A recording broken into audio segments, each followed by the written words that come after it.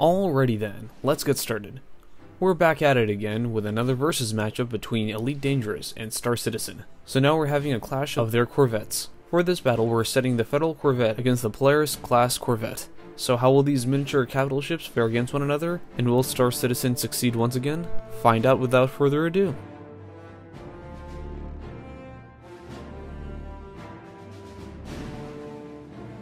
This time we're starting with the Federal Corvette, faithfully serving the Federation Navy as its smallest capital ship and most common vessel. Coming in at 167.8 meters, it's barely larger than the 155 meter Polaris class, which makes both of them right on the edge between capital ships and super heavy fighter craft. Though not nearly as intimidating as its Farragut big brother, it's still a powerful vessel when it comes to combating pirates and providing escorts for larger vessels.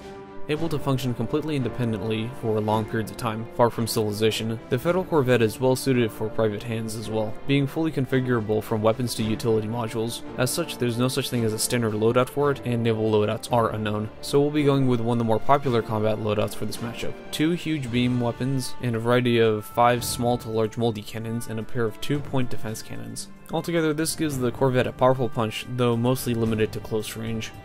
On the defensive side, it can hull tank or shield tank, depending on configuration, but for this fight we'll assume a heavy lean on shield tanking with some auxiliary modules for hull tanking. This gives it some serious combat durability, but would take a while to recharge should the shields be breached. The pair of previously mentioned point defenses would be effective to counter torpedoes and the like. Even with its relative toughness, its greatest defense would be its superior maneuverability, allowing it to keep weapons locked even during tight turns and reorient its fixed weapons.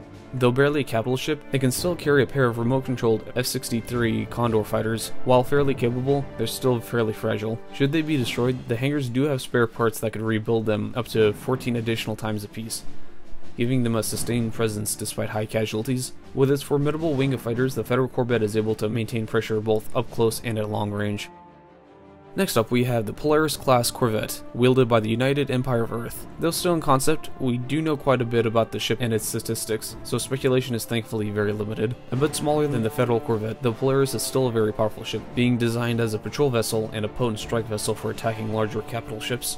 Its weapon loadout is designed around its primary mission as a strike vessel, carrying 4 heavy torpedo launchers, 2 anti-fighter missile racks, and 7 defensive turrets. The torpedoes are meant to disable or destroy larger vessels, so only a handful of these will be sufficient to outright destroy the Federal Corvette, assuming they aren't shot down first. The rest of its weapons are purely defensive, meaning that they'll have a hard time taking down the Corvette directly, though they'd be more than enough to deal with enemy fighters.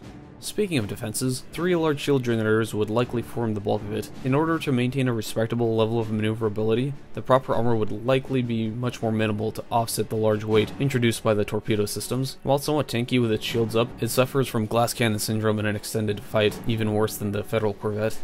Like its competitor, the Polaris also contains a small fighter hangar as well. This one can only carry 1 full-scale fighter, so a single F-7A Hornet fighter will be brought along. Unlike the F-63 Condors, the Hornet is a manned fighter with more extensive weapons and defenses, making it more than a match for them. Though thoroughly superior in every way, there's still only a single Hornet available, so once it's gone, that's it. It'll likely be used somewhat sparingly, or at least defensively as the fight goes on.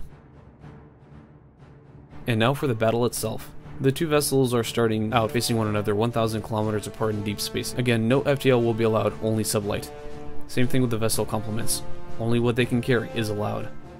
Immediately, all 3 fighters are deployed from both sides and try to intercept one another, flying ahead. They'd be in the middle, and the Hornet would take out the Condors fairly quickly, though not unscathed. The Hornet returns to escorting the Polaris to give its shield some time to recharge before the main engagement. Once in range, the Polaris fires a salvo of torpedoes at the Corvette, but are quickly dodged or intercepted by point defenses. In return, 2 freshly rebuilt Condors are launched and engage the Hornet, now backed up by the Corvette's turreted multi-cannons. The Corvette's own huge beam cannons fire at the Polaris, heavily damaging the shields before being able to evade them. To help the Polaris escape, the singular Hornet keeps harassing the Corvette and the Condors, but is quickly destroyed. At this point, both Condors intercept the Polaris and start harassing it back, doing minimal shield damage before being destroyed themselves by defensive fire. By now, the Federal Corvette has caught up with the Polaris, hitting it again with the huge beams at close range. After some cat and mouse, the Polaris' shields will be completely gone, firing a salvo or 2 of torpedoes along with any defensive weapons within range, all in an effort to whittle down the Corvette's shield. Another flight of Condors would be readied and launched. They'd strafe the damaged Polaris, and along with the Corvette's multi-cannons would destroy it outright. The Federal Corvette wins 8 times out of 10.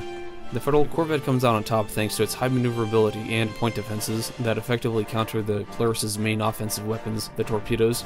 On a side note, its limited ability to replace its fighter escort, even if otherwise outclassed, helped keep the pressure on and maintain control of the battle space, limiting where the Polaris could go. The Polaris otherwise could possibly win if the initial salvo was big enough and the Hornet stayed defensive, focusing on removing the Condors one after another. Should enough torpedoes hit their mark, the Federal Corvette would be taken out fairly quickly.